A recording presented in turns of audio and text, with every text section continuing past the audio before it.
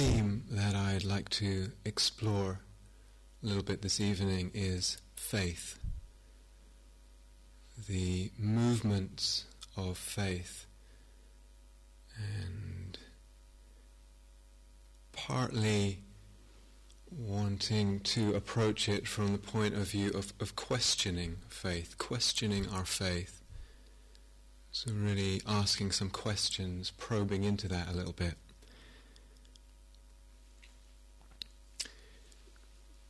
Perhaps one of the functions of meditation is to give us the clarity, the strength, and the energy to ask difficult questions. So perhaps that's one of the functions of meditation, to give us that clarity, strength, energy to ask difficult questions of ourselves and of life, of our lives. And I don't feel most of the time that the point of a Dharma talk is necessarily to always just affirm what we already know, what we already believe, what we already think. And so cozy, comfortable feeling, but actually also to challenge a little bit. And in a way, the Dharma wouldn't be worth that much if it didn't really stretch us and stretch our consciousness. If the Dharma didn't stretch us, it wouldn't really be worth much. So when we reflect a little bit in our lives on faith and what that means and its place in our life, can realize it actually touches, this question of faith touches on every aspect of our life. Every aspect of our life, faith, it plays into that, it has an effect there. Certainly every aspect of our practice. And in a way, the question of faith has to do with our fundamental orientations in life. The fundamental ways we are orienting to what in life? To fundamental ways we orient to experience. And certainly we can see that we're a lot more conscious of faith or its absence when there's a lot of suffering. There seems to be a relationship there. When there's real struggle or difficulty, the faith issue is very alive for us. But I think even when the suffering isn't so strong, we are, as human beings, in a way immersed in the human predicament. We are immersed in the human condition. And so we find ourselves not out of our choice in life.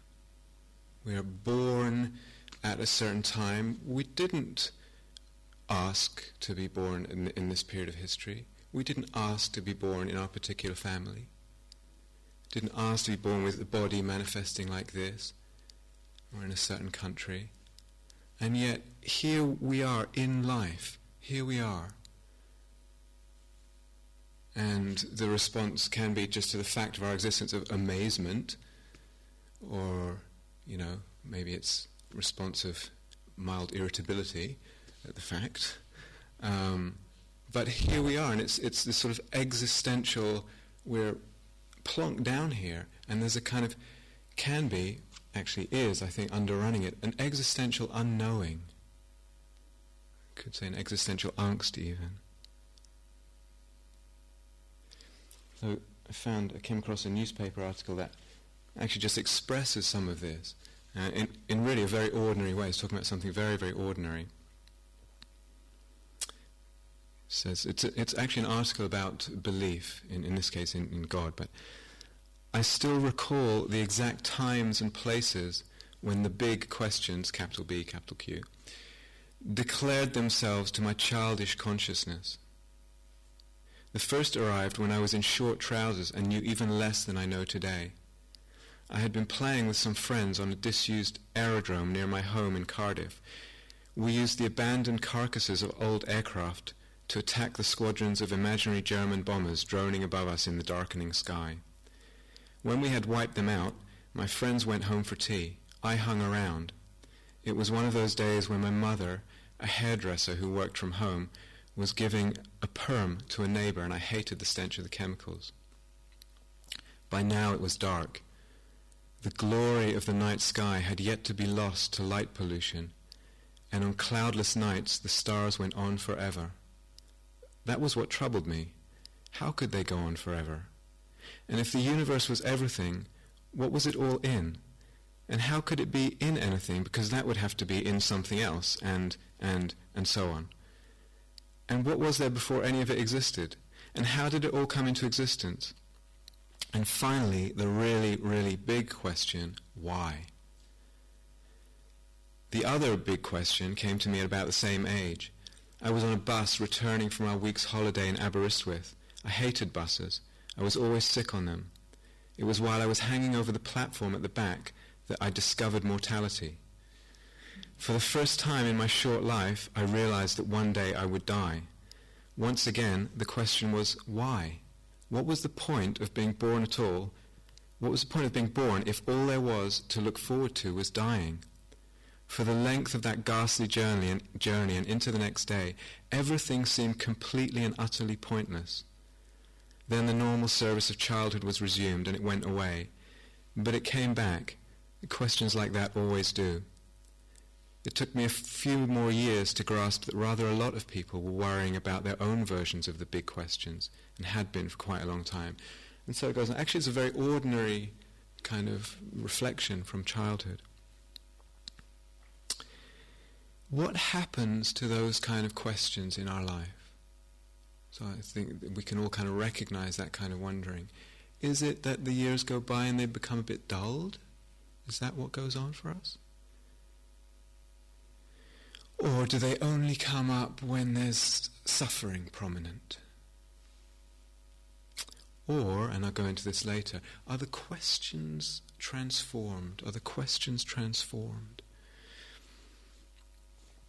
There is always a response of faith to both just the human predicament and our personal suffering. It may not be obvious to us, but there is always some kind of faith response to what's going on in our life, or just the fact of our life. It may not feel like that, but there's always something that we're putting our faith in. And this is what I'm very interested in tonight.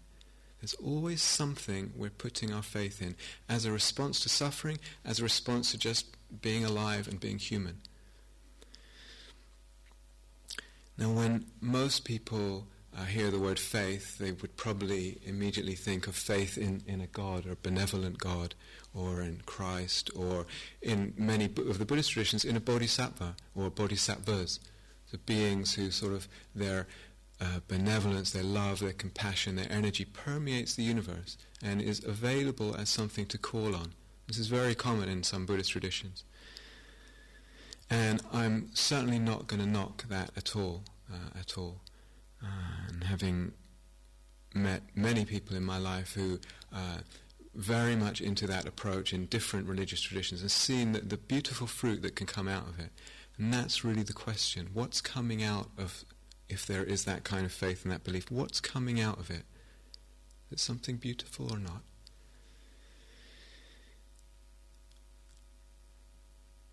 Friend who lives in Holland was telling me about this order of nuns in this, I think it's the south of Holland. If I remember the name, it's the Order of the Holy Spirit of Perpetual Prayer, or something like that. And what they have a convent there, and they take it in turns. One nun will come into the chapel area near the altar and pray for the world, praying for the well-being of the world. And she does her hour or whatever it is, and then is relieved, like a relay. The next nun comes. And she, my friend was there. You can sort of just be in the church with them. Some of these nuns are 90, 99, sort of hobbling in, and devoting themselves. That's all they do. They just take it in turns, so that all the time someone is praying. They're praying for us in a way, praying for them. And she said, my friend said, how beautifully reassuring that was when she was on retreat, and just to feel like someone somewhere is praying for me or giving metta to me. And what's coming out of that kind of faith? And this really is not what I want to go into tonight, but if one does have that kind of faith in God, etc., if you're familiar with the writings of St. John of the Cross or Meister Eckhart, one can go on a journey with that, and the understanding in the heart of what that means to have faith in God, or what God might mean, begins to be transformed if one's really approaching it with a lot of integrity and with a fullness of heart. The meaning becomes transformed over time. But as I said, that's a whole other subject.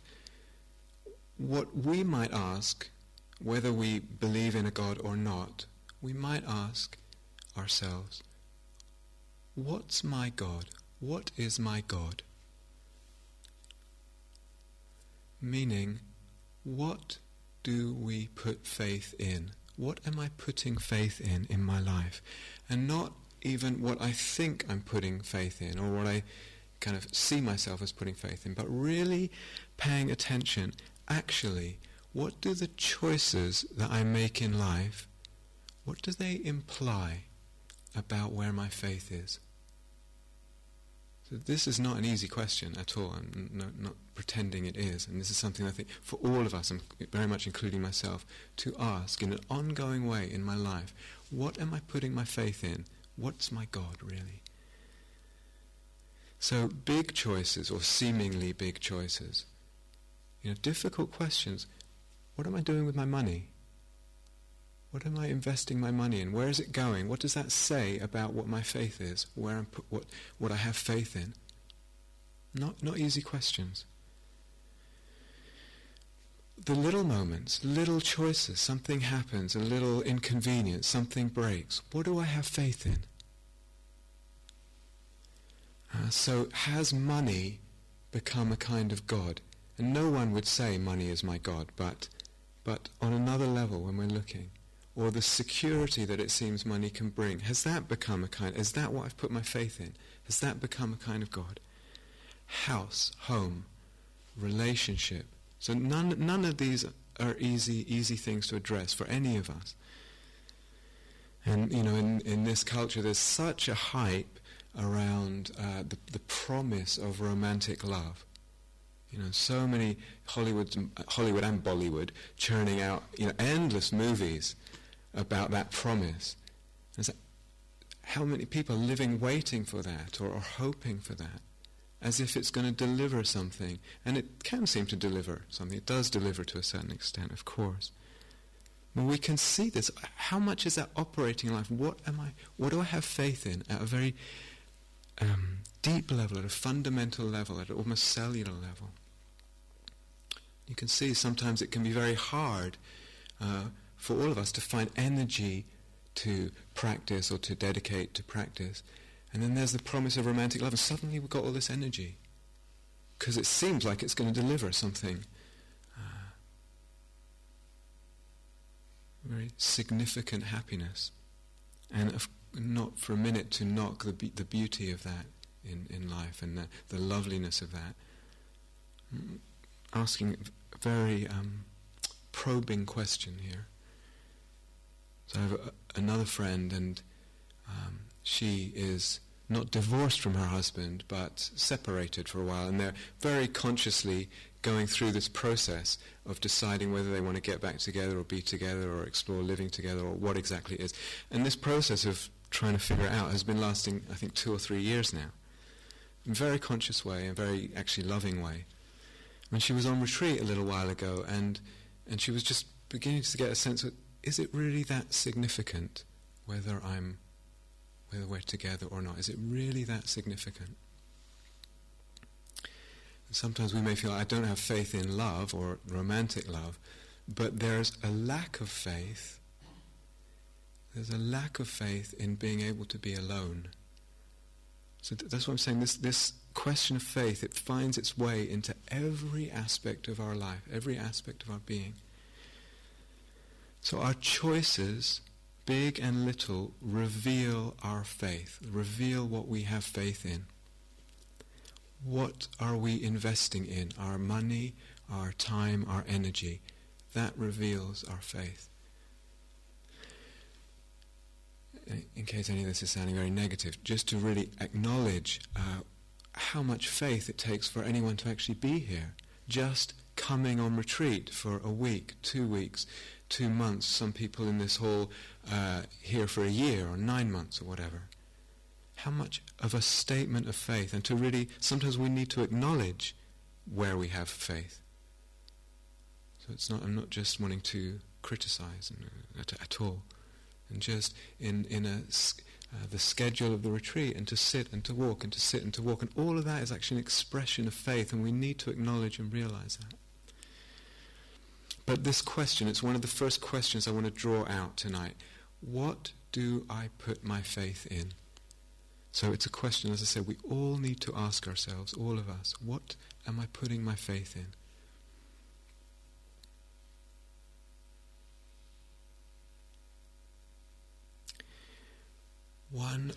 One of the really significant shifts that can happen, that does happen in practice as practice goes on. I'm not quite sure even how to put it into words, but it's a blossoming faith, an emerging faith in what you might call purity of heart or goodness of heart. And I know those phrases. I have a friend who's actually a teacher now, and she says how nauseating she found those phrases for years. And it really does push some people's buttons the wrong way. What I mean is faith in the beautiful qualities of heart that we can nurture, that we can cultivate. So whatever phrase works for you. This is a very, very significant shift in practice. There's I think a beautiful passage from Viktor Frankl. Some of you may know, it's quite well known. Viktor Frankl was, I think, Czech, from Czechoslovakia, and he was imprisoned in Auschwitz in the Second World War.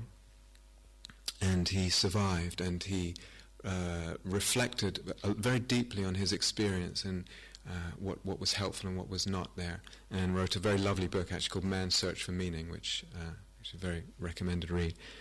And there's a passage here, and he says, "We who lived in concentration camps can remember those who walked through the huts comforting others, giving away their last piece of bread. They may have been few in number, but they offer sufficient proof that everything can be taken from a person but one thing, the last of human freedoms, to choose one's attitude in any given set of circumstances, to choose one's way, to choose one's own way." I think a very powerful passage, and he's coining it as an expression of freedom to choose. But it's also, I feel, that what that's expressing, the person making that kind of choice in those horrific, absolutely hard to imagine more horrific circumstances, it's actually a statement of faith as well. Faith in what is it expressing a faith in? Love, selflessness, care, the deeper priority of that over anything else, even hunger, even survival. So it's really, sometimes faith gets expressed in ways that we don't actually conceive of it as faith. I was reading also recently about a Cambodian woman who's now a Buddhist nun, and she was living in Cambodia in the 70s, just before the Khmer Rouge came to power. And in all the chaos, she managed to escape, but her husband stayed behind and died, was killed. And for a long time she didn't even know what happened to him. All this turmoil and immense pain from everything that happened to the country and to her personal life. And she was reading the story of her journey with that pain and the healing of that pain. And it was very much a sort of 2 steps forward, 1 step back. And there was a passage I came across, and I'll just read it to you actually. She had just been asked, it was sort of quite far into her journey, so she'd already done quite a lot of work. Then she was asked to go and speak at some reconciliation conference in Sri Lanka, something different. She said, "Until then, I had known my Buddhist roots, but not been so connected to them. This was the moment my faith came back to me. We went to Kandy, and they took us inside the Temple of the Tooth. I made a vow in front of Lord Buddha. Lord Buddha, your daughter's here. Please let her know that you are here." And the minute I said that, I got goosebumps, and piti, rapture, started. I cried. "Lord Buddha, come now, and I will be your ambassador. Please empty from me everything that stands for bad things, bad thoughts, ill will, anything. Please take it out and substitute it with the Dhamma." Another little instance I read also the other day about a young nurse in a clinic for very premature babies. I can't remember where it was, somewhere in America. And she said sometimes they would get really, really premature babies, tiny, and really unsure if they were going to make it, if they were going to survive. And when they would get a baby like that in this sort of intensive care unit for premature babies, this young nurse, who was not religious in any way, would get on the phone and call her old Catholic grandmother, a very traditional Catholic grandmother, and just tell her, we've got another one. And the Catholic grandmother would light a candle on her kitchen table and pray for the baby. And we may hear both this Cambodian nun story and this other story. It's like, well, it just sounds like nonsense to many of us. It just sounds like nonsense. We don't really, in this tradition certainly, we don't really relate that much on that kind of level. But the question, what is being nourished here? What is being nourished in those two cases? What is being aligned with? What energies, what qualities is there an alignment with? What intentions are being nourished and empowered? It's not a question, as far as I'm seeing it, it's not a question of is that nonsense or superstitious or whatever. What's being nourished? What's being fed?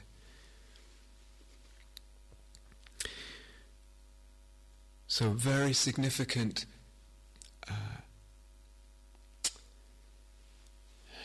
point, if you like, in practice is the understanding that we can actually cultivate what's beautiful. We can learn to cultivate that. It's very, very significant.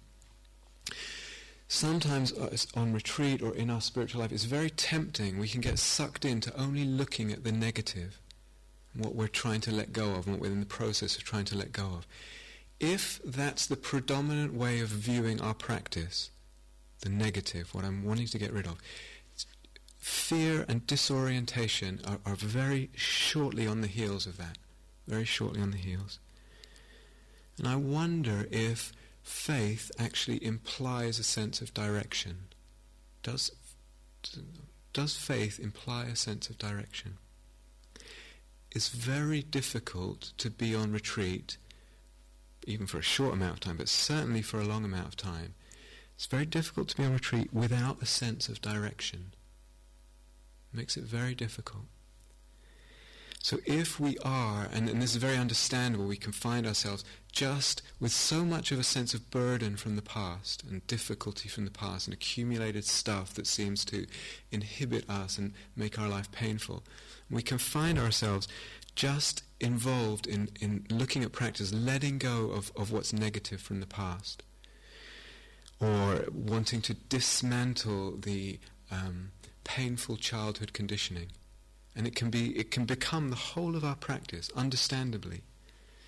But if there is that attitude and that way of seeing practice, then the sense of fear of the unknown will come. Sooner or later it will come. We're moving out of that, we're dismantling that, and whoa, where are we going? I'm lost. A little bit as if one is been on a ship that is sinking at sea in flames and has got into a lifeboat and is moving away, rowing away from this burning wreck. That's you can see it sinking. That's the old stuff, the negative stuff that one's letting go of. And one's looking at that, transfixed. All the old structures are sinking, are disappearing. And we're actually looking that way at the old and the crumbling of the old, and not in the sense of direction of where we're going, in terms of what's beautiful that's being cultivated. This is quite common, but we will become transfixed by that, and then there will be this disorientation of fear of the unknown. Or, again, and this is very common in the breadth of what practice is, of what practice can be for us, a person finds themselves reconnecting, discovering, reconnecting with beautiful or very early aspects of one's being from childhood or early in one's life. And can be with that a lot of pain, a lot of old memories or hurt, or this is, a part of what the breadth of practice can be. And again, can be very easy to get sucked in to what's painful there, and a sense of this young part being so needy for love and needy for this and that, and a sense of almost like, can we look at the positive and recognize, acknowledge the beauty of what's emerging, that something that has been covered is emerging, something beautiful. Even the neediness for love is something beautiful. The openness, the life there that's emerging, and conceive in terms of the positive, of the beautiful, of what we are moving towards, and not just of the negative that we're dismantling. So this is actually a huge shift. It's a really major shift to realize that we can really cultivate what's beautiful. And I think it's a real rare, actually, maturity in practice that one actually really has faith in that. Because it seems relative to money in the bank or investment, or relative to the solidity of the walls of our house or whatever it is. Beautiful qualities of heart can seem so insubstantial, so naive to have faith in them. I want something really solid that I can bank on. And it's a real maturity in practice to really know in one's heart that's where the investment is. That's where it's the best investment portfolio. And it's not naive at all. It really is a really mature practice that sees that, understands it, and lives from it. And this is one of the huge, it's not a sudden shift, but it's one of the really significant shifts that can happen in practice. This is our treasure, what we can cultivate of beauty in the heart.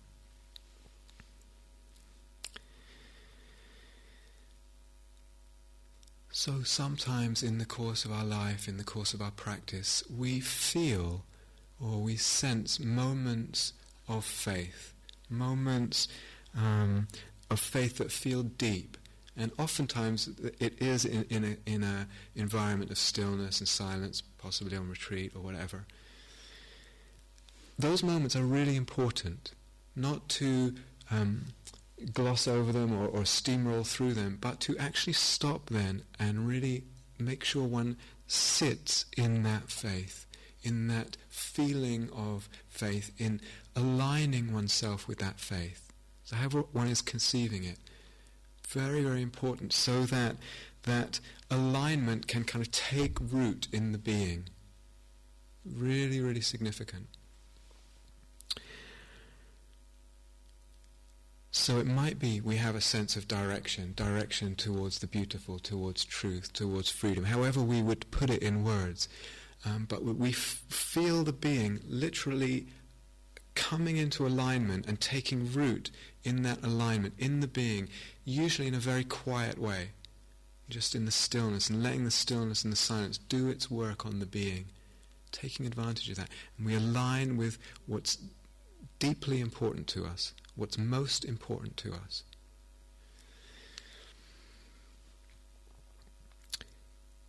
Some, in a way, can have a kind of sense of devotion to that direction, to the sense of that direction. For some, this is a real heart movement, the movement of devotion.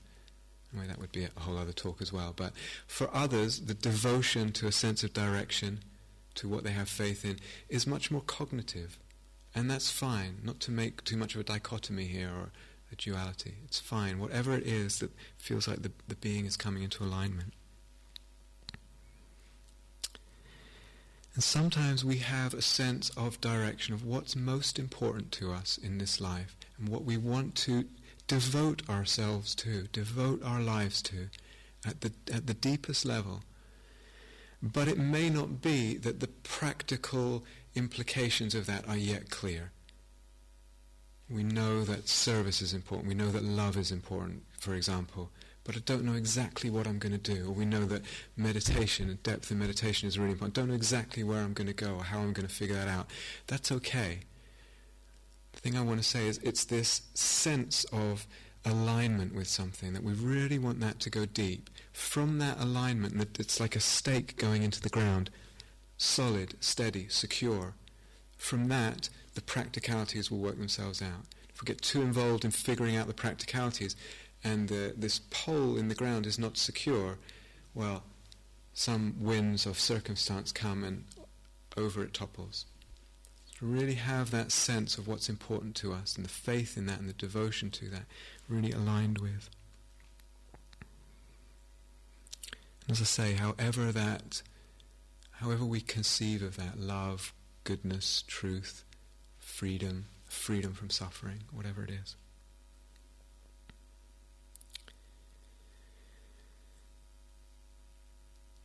So, I mentioned at the beginning, just briefly, this relationship that can be very clear between the presence of suffering and the issue of faith.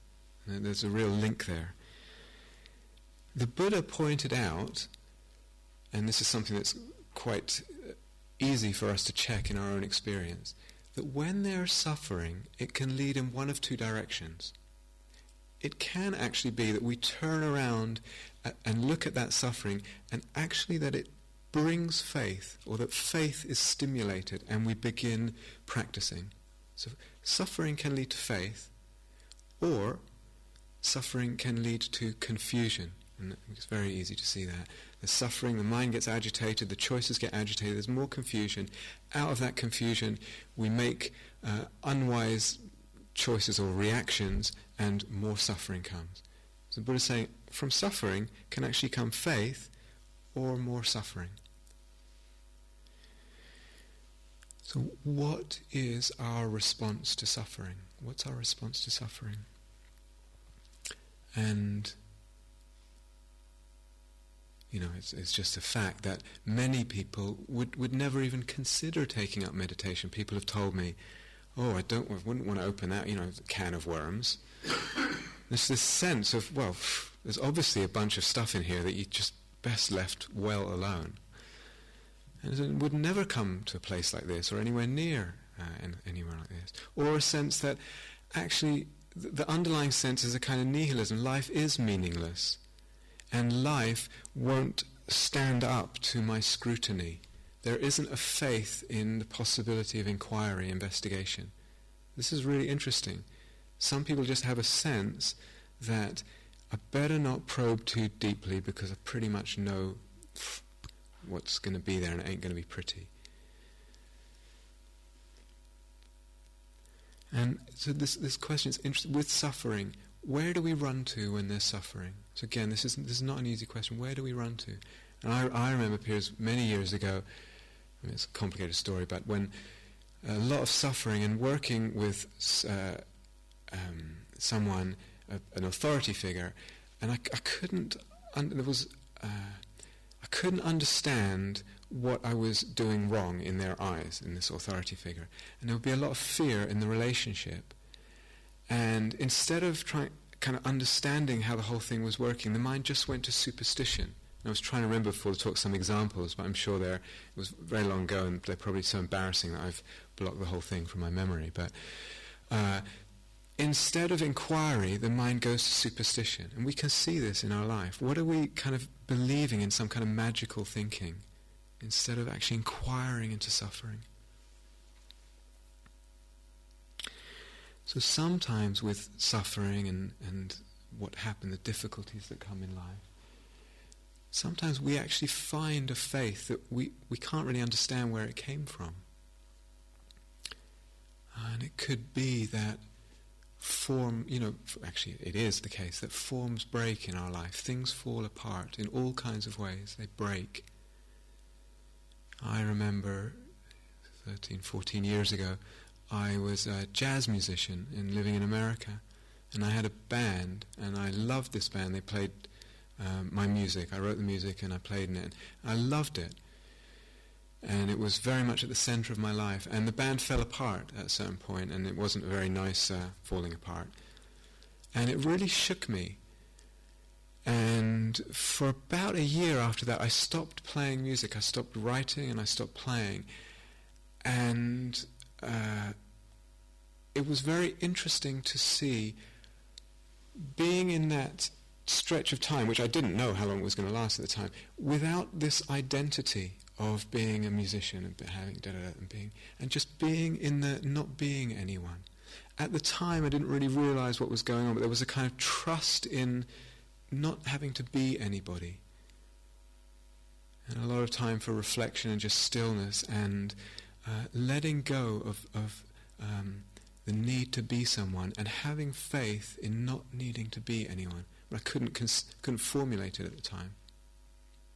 Actually, then I went back to music, and it was a very different relationship then in terms of the identity. But I didn't understand that expression of faith at the time. I also remember almost 20 years ago, I was a very young, very gung-ho meditator, and had been meditating a few years, and this is a very long story which I won't go into. There was all kinds of very odd stuff going on in my practice, really off the wall. And I was on retreat at Centre in America, and very difficult stuff. And I was just trying to practice with it, and just trying to practice with it, and trying to practice with it. And I had a kind of faith in the practice. And then the teacher said to me, you should stop. You should stop. This is really too much now. And I was so shaken by this, by not... the thought was, I think I was 22, how am I going to get enlightened if I don't meditate? And really shook me up. But then there was gradually after that a kind of faith that I didn't even realize at the time was a faith, that somehow in the movement of all that and what I explored not meditating was somehow all part of the same movement. And I couldn't even see that it was the same faith.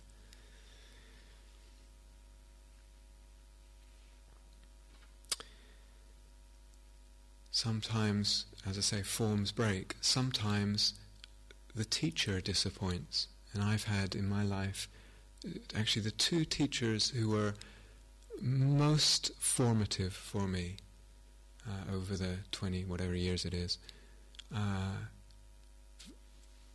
very disappointing. Something happened, this happened, that happened, or gradually, very, very disappointing. And what happens then? Forms break. This is the nature of forms, even meditative, contemplative, spiritual forms. Things break. What happens then? And again, this is a whole other subject. But what's the relationship with the teacher and the faith with that? And sometimes people are looking to the teacher and kind of scrutinizing their aura, and what's the vibe there? And you know, for a lot of people that has its place, and they're feeling it out. But it has to be about our practice, and about the teaching and not the teacher. About the teaching and not the teacher. And about our practice, not about what we think about some vibe, or how we feel about some vibe, because that, is very subjective. It's interesting, the traditions that place a lot of emphasis on the kind of presence or aura of the teacher often correspondingly place less emphasis on the need for individual practice. Interesting. And there can and there does come a point in practice when it doesn't matter what the teacher does or how they disappoint or what they look like or anything at all, because the practice has developed a certain point where one just has faith in that and one knows for sure. One knows for sure, and it's not about what the teacher did or didn't do or what they look like or whatever that.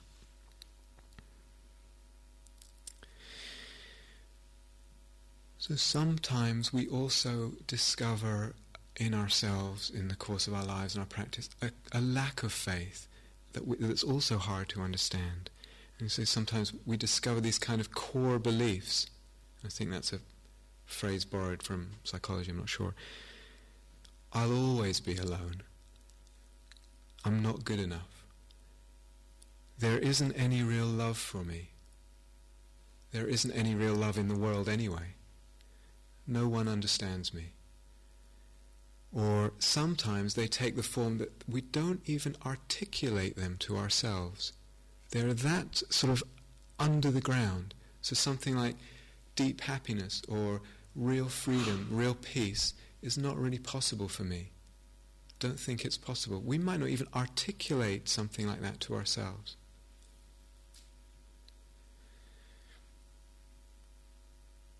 Someone said to me the other day, I don't believe we ever really get over our childhood wounds. This is quite a common belief. Actually, once it's there, you're kind of scarred and you don't really heal that.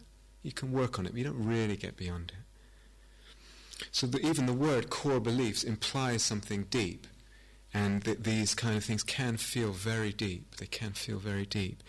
But actually they're not, sometimes they are, but sometimes they're actually not as deep as they feel. Part of cultivating the beautiful, what I talked about before, part of that is that slowly and gradually over time, with the cultivation of the beautiful, we taste happiness with that. We taste a different sense of being, of joy, of peace, of loveliness, of openness. It comes with the cultivating of the beautiful.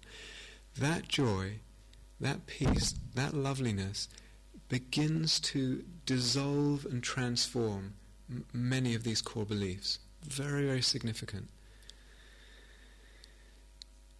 And of course, investigating them, opening to them, inquiring into them, bringing compassion to them, of course, talking with friends and those we trust and exploring together, getting some feedback, of course, all that.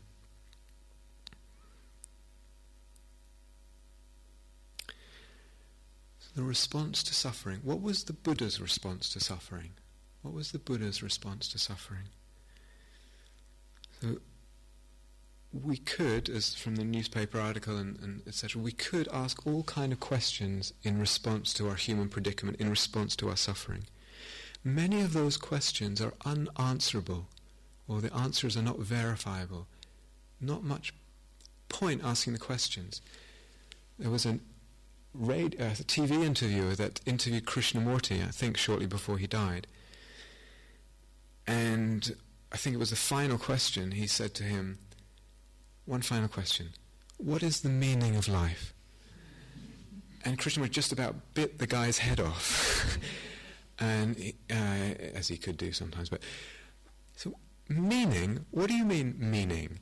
How do you really think that the mind, with its thought and its pettiness and its smallness, can put the magnificence, the vastness of life in a little box, label it with a meaning? Do you really think that's possible? I don't know what the interviewer's response was, but so some questions are not answerable. It's not worth asking. But the question of what gives rise to suffering, how suffering comes about, and how it can be dissolved, that is answerable. That is answerable. And it's not an abstract question. It's a very real, practical question. It's not a theoretical question. It's not a metaphysical question. It's a real, practical, compassionate question. So this is why the Buddha framed his teaching in the Four Noble Truths Okay, there's suffering. Why is there suffering? How is it coming about? There can be freedom from that suffering. How does that come about? So it's the Four Noble Truths are actually a formulation of a questioning. One of my teachers, Ajahn Jeff, calls this path a path of questions. A path of questions. And that's what the Four Noble Truths are. And actually that's the second question I want to draw out for us all. The first one, what am I putting my faith in? The second one, am I asking the right questions of life? Am I asking the right questions of life?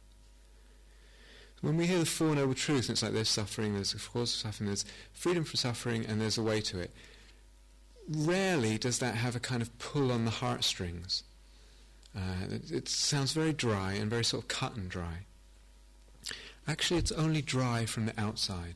And once we dive into these questions and make them our own, real juice there, real water there for the heart.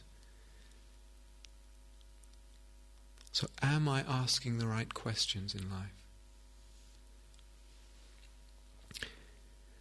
In Dharma terms, faith does not mean faith in a God, ultimately speaking. Ultimately, it does actually have its place, but ultimately speaking, does not mean faith in a God, does not mean faith in the benevolence of the universe, does not mean, ultimately speaking, does not mean faith that there's a meaning to it all. It's not faith in a creator, it's not faith that there's guidance available from higher beings or angels, but it's faith in the reality of possibility. It's faith in the reality of possibility. That's what Dharma faith means, and this is the third question that I want to draw out. What do I believe is really possible for me? What do I really, really, truly, in my heart of hearts, what do I really believe is possible for me in this life? So understanding is actually part of that faith. It's an important part of faith. This is not a kind of a faith that does away with the understanding of the path and how it works and the Four Noble Truths and all that. And faith actually, I think, involves our whole being. It involves our understanding. It involves our will. Because what are we doing with our faith? And it involves our heart. Whole being. Faith is involved in the whole being. And to reiterate what I said right in the early talk, remember, faith is finding its way like tributaries of a river, or blood vessels, like capillaries. It finds its way into every choice of our life.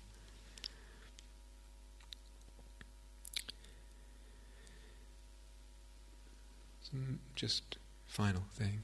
Many of you know the story of the Buddha growing up in the palace, etc., and venturing out from the palace and encountering what's called the four heavenly messengers, if I remember.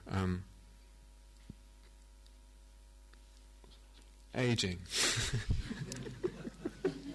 Aging. First one's aging. Second one is sickness.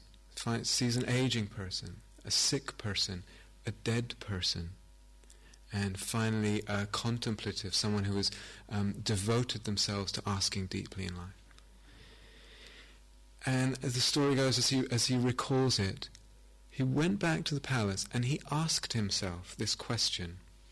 I think it's an extremely significant question, a very powerful question.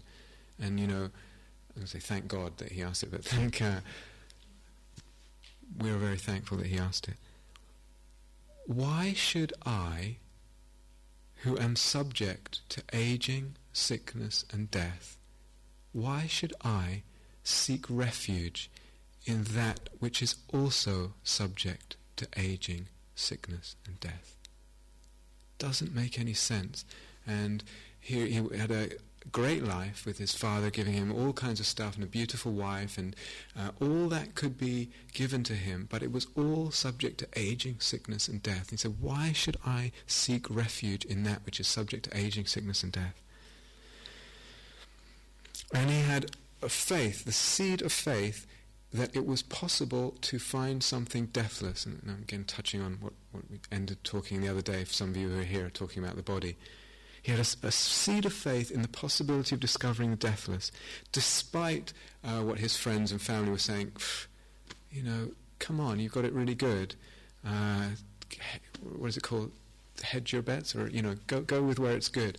It's not really. There isn't really a deathless. It's pretty pointless to go looking for it. It's just going to be a struggle, a hassle. How much faith do we have in this path? How much faith? So I don't think these are easy questions. I don't think they're easy at all. And in a way, I mean it to stir us up a little bit.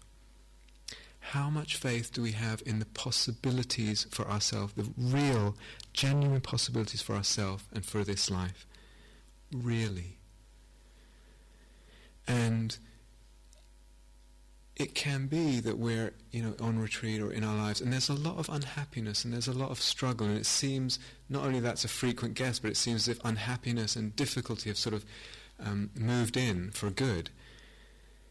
But that doesn't mean the presence of a feeling of unhappiness does not imply that we do not have the potential for deep happiness and deep freedom just because we feel unhappy now. It doesn't rule anyone out based on that feeling. We all have this potential for freedom, potential for realization, potential for deep peace and happiness. How far do we have faith that we can go?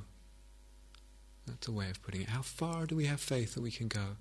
How far do we dare to go? How far do we dare to go on this path? And again, just to really acknowledge, just being on retreat is already a statement of faith. Just doing the practice is a statement of faith. But these questions, they're difficult, I know. But the decades can go by. They do go by. The decades can slip by. And we don't ask ourselves these questions. How far do I think I can go? How far do I have faith I can go? How far do I dare to go? And we get to 40, we get to 50, we get to 60, 70, etc. The decades just slip by.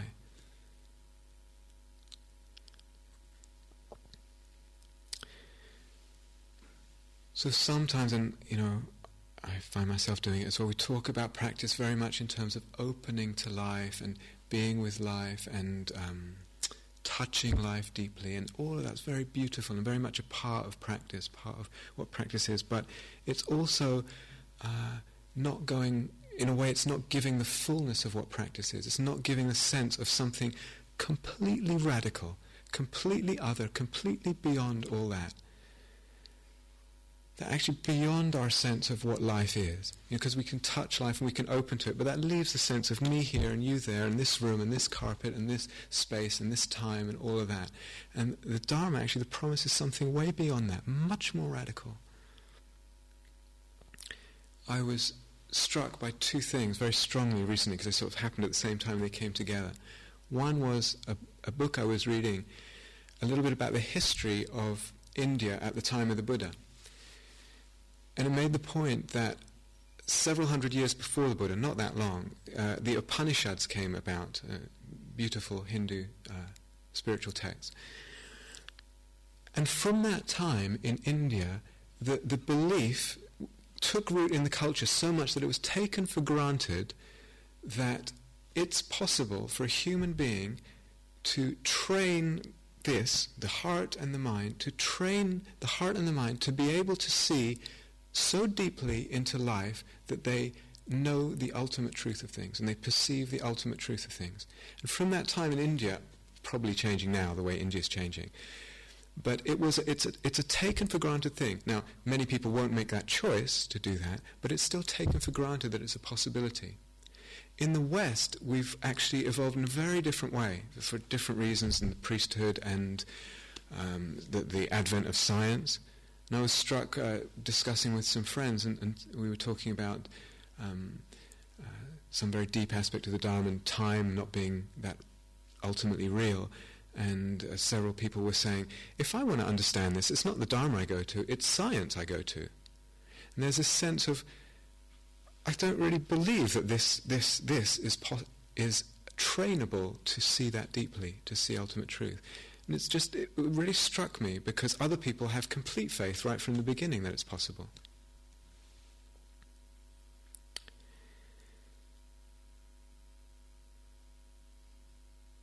So sometimes I feel if we don't point to this radical other, we can set it up and it can become a kind of goal and a thing to achieve.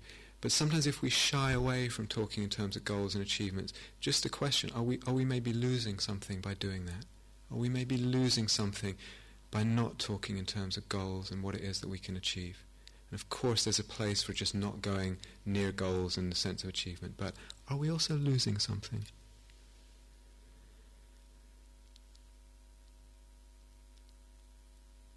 So am I closing the door on something? Am I closing the door?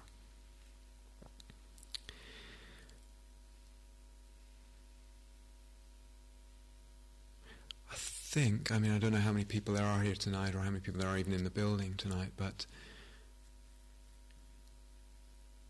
sometimes I have the feeling that if we went around and asked everyone exactly what it is that they want from practice or what they're hoping for, we would actually get, whatever it is, 45 or 50 different answers. And of course that's all valid. I think the point that I want to say is more, do we know why we're making certain choices? That's all. Is it fully conscious and fully explored? What we choose is up to us, but do we know why?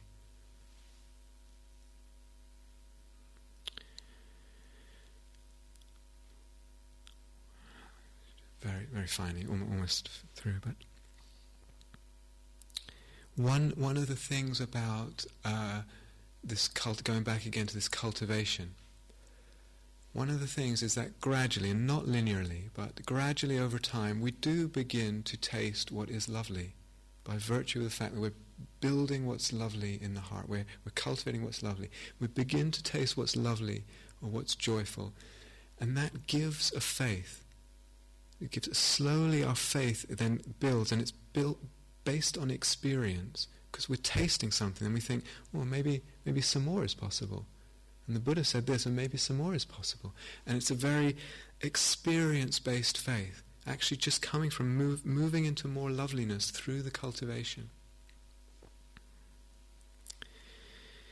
So this, going back again to the Four Noble Truths, and it can sound so dry, but in a way, just making that one's own, making it personal, giving it some, discovering the juice in there, the depth in there, the beauty in there, hanging on to the Four Noble Truths as a way of orienting. Just doing that, we will guaranteed to discover an experience-based faith, guaranteed. And we will see the suffering go out from experience more and more, go out from our lives more and more. And if we just hang on to the Four Noble Truths, we can go so far that we do taste something deathless. It's not unreal, it's not abstract. We do taste something deathless. We do see the emptiness of things. And it can come a point when faith becomes unshakable. It's the end of doubt, the end of doubt. It's absolutely unshakable faith. Nothing that happens can shake it. And that's not the end of the path. There's still plenty more work to do, but that point can come, and this is a very, very real possibility for us. A very different orientation to, certainly to practice, but to our lives then. Unshakable faith.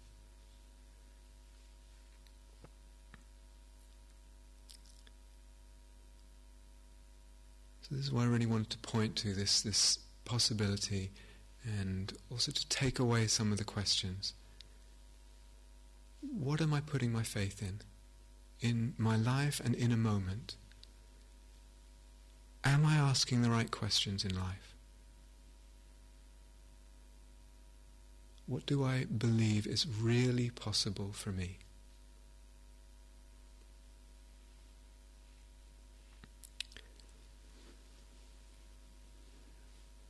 Shall we sit together quietly for a few moments?